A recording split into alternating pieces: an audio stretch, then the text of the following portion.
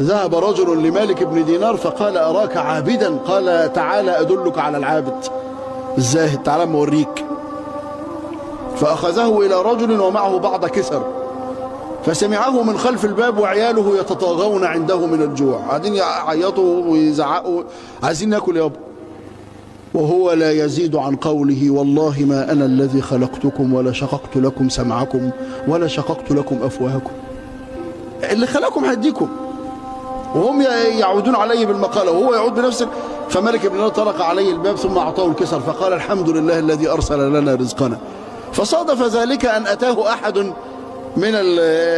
من الناس أيضا ومعه بعض الدراهم، فقال الرجل خذ هذه الدراهم، قال قد أرسل الله لنا رزقنا، خلاص أنا خدت الرزق بتاعنا الحمد لله اللهم لك الحمد.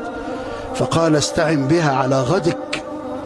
قال فنظر إليه مستوحشا، بص له كده ايه اللي انت بتقوله ده؟